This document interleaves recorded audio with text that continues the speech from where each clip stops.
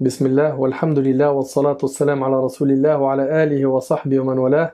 Rabbi sharah li sadri wa yassir li amri wahlul 'uqdatan min lisani yafqahu qawli.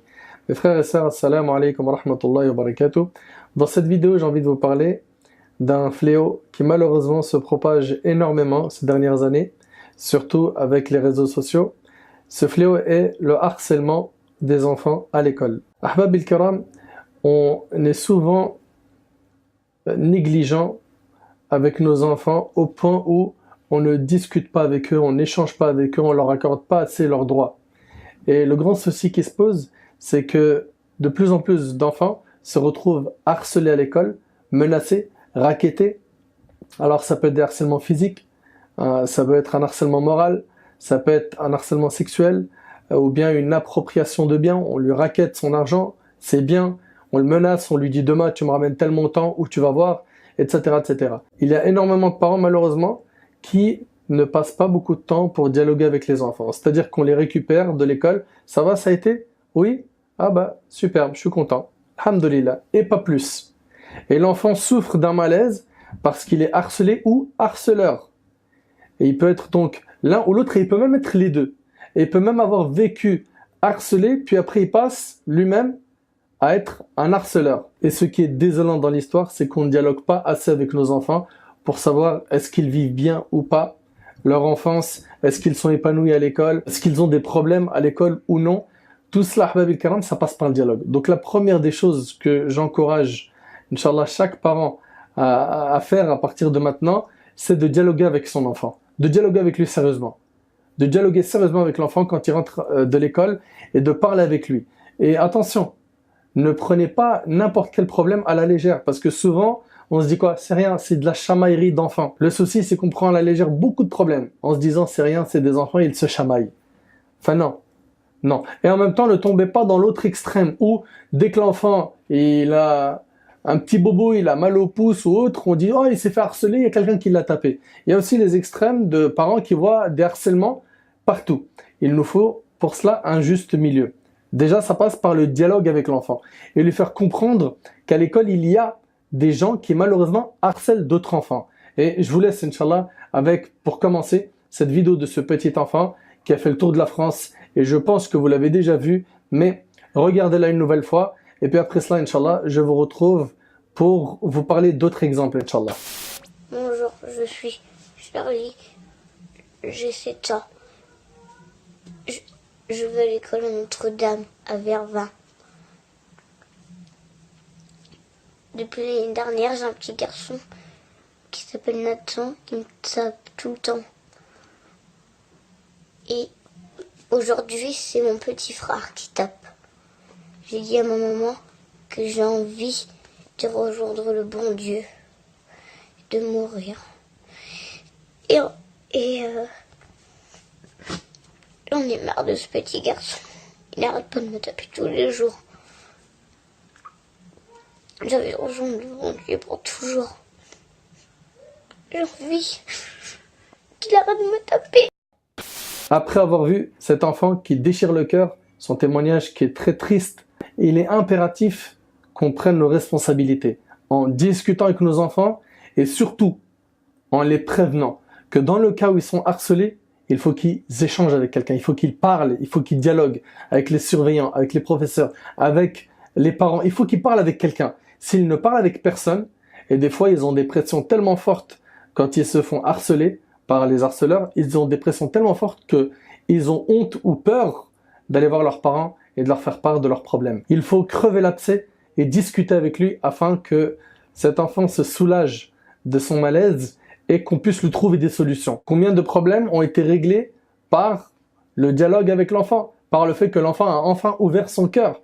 Donc impérativement, il va falloir discuter avec eux. Deuxièmement, montrer aux enfants la gravité de l'injustice. Leur dire que ce qui est fait par ces harceleurs, c'est du zulm, de l'injustice. Et le prophète alayhi salatu wassalam nous a dit, dans le hadith rapporté par l'imam al-Hakim, il a dit alayhi salatu wassalam, il y a deux choses dont Allah accélère leur châtiment dans ce bas monde. Il y a deux choses, si elles sont faites, Allah accélère leur châtiment dans ce bas monde. Al-Bari et Al-Uquq. Al-Bari, c'est l'injustice et le mauvais comportement, la désobéissance envers les parents. Donc il faut savoir que celui qui est injuste, tôt ou tard, il est rattrapé par quoi? par un mal qui va le toucher sur terre avant ce qui l'attend dans l'au-delà. Donc ça, il faut bien l'éclaircir aux enfants. Parce que les enfants prennent ça à la légère. Au début, ça commence par des moqueries sur le physique, ou bien on l'insulte, ou bien on le frappe et on le rabaisse publiquement, jusqu'à ce qu'on provoque une envie chez certains enfants de suicide.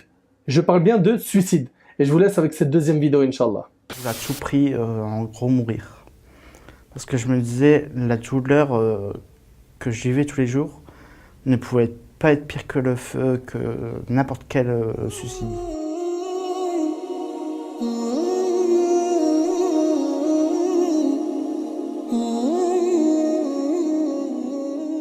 Ça a commencé par des brimades, des insultes sur mon poids, sur mon famille, parce que mon famille est destin. Donc c'est ton destin d'être nul, d'être gros, toutes des petites insultes comme ça. Puis ensuite ça a commencé les coups. Les coups en récréation par exemple. Et moi j'étais plutôt du genre timide, je restais toujours dans mon coin, je baissais les yeux quand quelqu'un me regardait dans les yeux. Je faisais tout pour pas attirer l'attention sur moi. Après c'était une seule personne, puis deux, puis trois.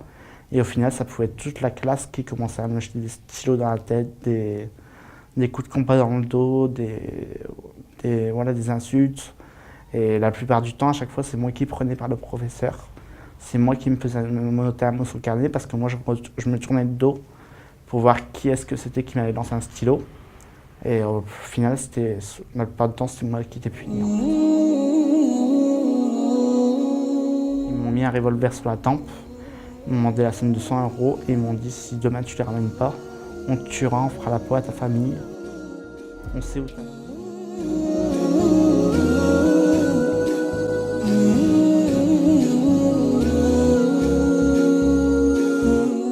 Parti avec un sac à dos avec l'alcool à brûler dedans, un briquet et sans rien avec. Et j'ai été le long du canal. Il y a un petit terrain vague où il y a de l'herbe, des arbres. Ouais. Voilà, c'est là où il y a un fleuve.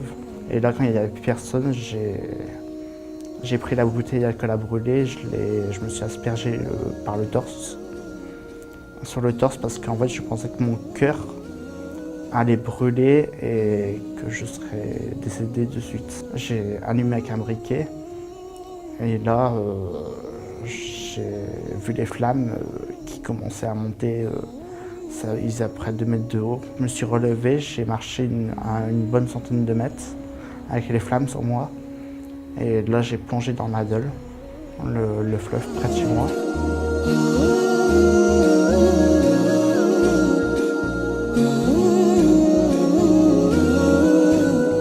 Il faut absolument parler en fait, parce que c'est ça qui sauve un enfant, une personne victime de harcèlement, c'est ça qui le sauve.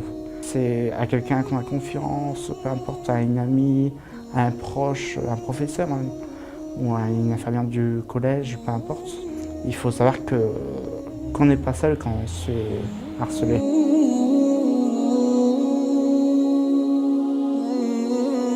Aujourd'hui, je passe pas encore dans les écoles, c'est ma mère qui le fait. Parce que moi je me sens pas encore assez capable de parler à des adolescents. Mais je vois quand ma mère a parlé dans les écoles, ça sauve des vies en fait. Parce que je pense au plus on va en parler, au mieux ce sera, au mieux ça va faire bouger les choses. Tout comme vous, mon cœur saigne après avoir vu cette vidéo. C'est de la pure injustice. Tous ceux qui assistent à cette injustice et qui restent silencieux. Comment pouvez-vous rester silencieux face à cela? Comment est-ce qu'on peut être une classe complète à se moquer d'un élève parce qu'il a un physique qui ne vous plaît pas ou parce qu'il est trop intelligent et vous êtes donc jaloux de lui? Et j'ai reçu ce témoignage d'une maman qui m'a dit « Ma fille, elle est tellement intelligente, elle était tellement la première de la classe que les enfants de sa classe lui imposaient de faire leurs devoirs. » Vous imaginez? Au point où ils ont commencé à la harceler par le téléphone. Ça va très loin. Le problème, c'est que ça suit maintenant nos enfants dans les réseaux sociaux, sur Snapchat, sur Instagram, sur Facebook et autres. Les enfants ont ces harceleurs sur le dos qui ne les lâchent pas. Et ils prennent leur mal en patience et ils se rongent intérieurement et ils n'en parlent à personne. Donc, il va falloir dialoguer avec les enfants. Il va falloir les mettre en garde contre l'injustice. et leur dire que le prophète alayhi salatu wassalam, nous a dit que le châtiment qui est dédié à l'injuste, il le touche sur terre avant de le toucher dans l'au-delà. Donc faisons très attention à nos enfants, barakallahu fikum, enseignons-leur al-amana, le fait d'être des gens dignes de confiance, des gens qui sont bien éduqués. Concentrons-nous sur l'éducation de nos enfants afin qu'ils ne tombent pas dans cela, ou s'ils tombent dans cela, qu'ils réagissent de la meilleure manière pour pas que ça s'empire par la suite. Enfin, vous avez entendu ces histoires qui sont tristes. Les exemples malheureusement sont très nombreux. Et je vais vous laisser, Inch'Allah, avec une série d'écrits. Je vous demande de les lire attentivement et de partager la vidéo à fond afin que les gens soient sensibles à cette cause et qu'on fasse très attention à nos enfants. Qu'Allah tabarak wa ta'ala protège nos enfants de tout mal. Qu'Allah subhanahu wa ta'ala les guide vers le droit chemin. Qu'Allah subhanahu wa ta'ala les apaise dans le cas où ils ont été harcelés. Et qu'Allah leur facilite de tourner cette page. As'Allah subhanahu wa ta'ala an yataqabbala minna wa minkum salih al-a'mal. Hadha wallahu a'lam. وبارك الله فيكم سبحانك اللهم وبحمدك أشهد أن لا إله إلا أنت أستغفرك وأتوب إليك والسلام عليكم ورحمة الله وبركاته.